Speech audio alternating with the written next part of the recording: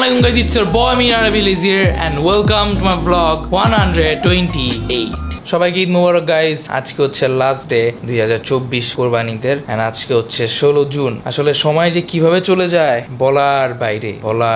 আমি সবসময় একটা কথা বলি, সময় সময়ের মতো যেতে থাকবে, জাস্ট থেকে যাবে হচ্ছে আপনাদের ভালোবাসা, আপনাদের সাপোর্ট। এই দিনটার জন্য আমরা যারা গরু পাগলা আছি তারা আমরা পুরো এক বছর ধরে ওয়েট করি যে কবে কোরবানি আসবে, কবে গরুর হাটে যাব, কবে আমি আমার মন পছন্দ মতো একটা গরু কিনবো, কবে বাসায় নিয়ে আসবো, কবে নিজের হাতে খাওয়াবো, নিজের হাতে আদর করবো। এই জিনিসটার জন্য আমরা যারা গরু পাগলা আছি তারা একটা বছর ধরে ওয়েট করি। টু বি অনেস্ট আমার খুবই খারাপ লাগতেছে, কারণ সবসময় কিন্তু এক মাস আগে গরু কিনি, এক মাস আগে বা 3 সপ্তাহ আগে, তারপর ঠিক 2 সপ্তাহ আগে বাসায় নিয়ে আসি। বাট এবার একটু বেশি আগে কিনে ফেলছি, রোজা থাকতে থাকতে অলমোস্ট 2 মাসই ধরতে গেলে 2 মাস আগে গরু কিনে ফেলছি। তারপর 2 মাস আগে কিনে সবসময় দেখতে যেতাম, ডেইলি দেখতে যেতাম ধরতে গেলে। আপনারা তো ভ্লগও দেখছেন, এমন হয়েছে যে গেছি বাট ভ্লগ আর করি নাই। তো এখন আর ওই সাদিক এগ্রোতে যাওয়া হবে না, আর যে গরুটাকে দেখা হবে না। এন্ড খুব এক্সাইটেড ছিলাম যে কবে বাসায় আসবে, এটার জন্য ওয়েট করতেছিলাম। এটার ওয়েট করতে করতে ওইটার সময় চলে আসলো, 4 তারিখে বাসায় নিয়ে আসলাম। তারপর কিভাবে যে কয়েকটা দিন চলে গেল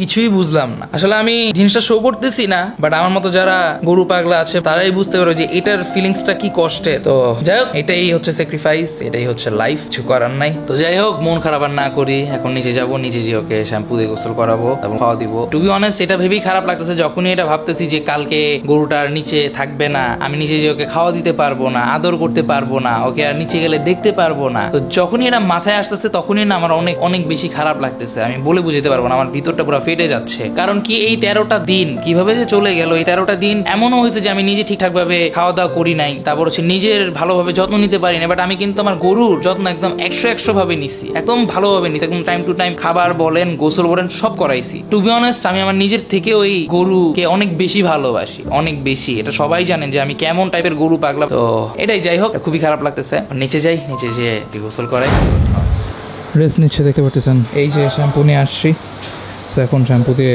গোসল করাই দিব।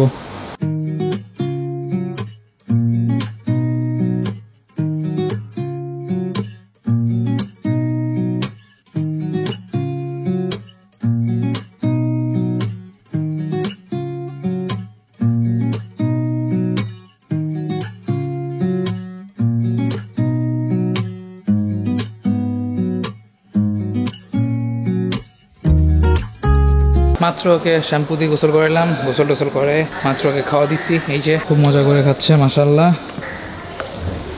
তো যাই হোক, ওই খাইতে থাকুক, ভুসিটা শেষ করুক, তারপর একটু পরে নেমে ওকে খ্যাট দিব না। এই তো মজা করে খাচ্ছে, মাশাআল্লাহ। যাই হোক, খেতে থাকুক, তারপর একটু পরে নেমে আবার ওকে খ্যাট দিব। এখন আবারও নিচে নামতেছি, এখন বিকাল 4টা বাজে। তাই এখন আবারও ওকে খাওয়া দিব, খাওয়াটাও দিয়ে খ্যাট দিব। ভাবতেও অবাক লাগতেছে যে আজকে লাস্ট ডে। তো যা খাওয়া আছে 12টার আগে ইনশাল্লাহ দিয়ে দিব সব।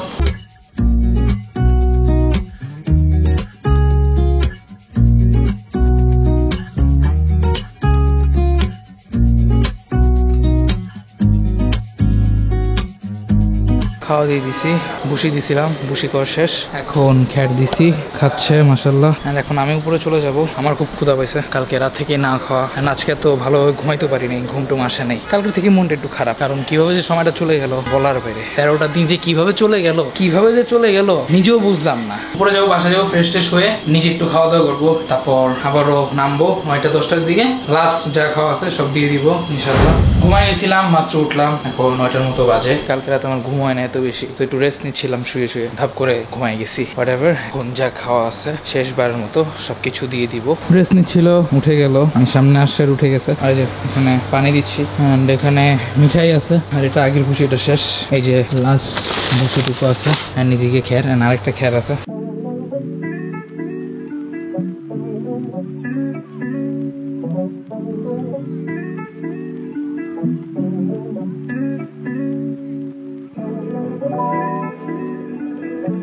যা খের ছিল সব দিয়ে দিছি। একটা আনাম খের ছিল, ওইটা কেচি দিয়ে কেটে দিলাম। তারপর আমি আগে আরো কিছু খের কেটে রাখছিলাম বস্তায়, তো ওইটা পুরোটা দিয়ে দিছি। দেখতে পাচ্ছেন খাচ্ছে, যা ছিল সব দিয়ে দিছি। মাশাল্লাহ খাচ্ছে, মাশাল্লাহ মাশাল্লাহ। তো যাই হোক, এখন আমি উপরে যাব, যে একটু ফ্রেশ ট্রেশ হবো, তারপর খাওয়া দাওয়া করবো, তারপর একটু পরে আবারও নামবো। তখন সবাই নামবে, আবু আম্মু, একটু পরে আপনার সাথে তাহলে আবার দেখা হচ্ছে। অ্যান্ড ওই খাইতে থাকুক, ওকে আর ডিস্টার্ব না করি।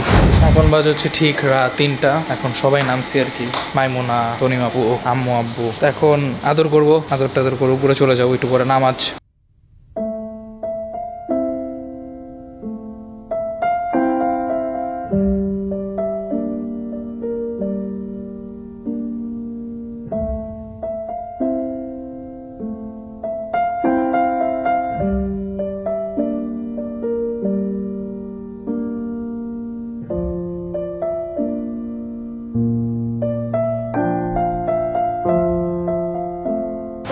আজকের ব্লগটা এতটুকুই ছিল।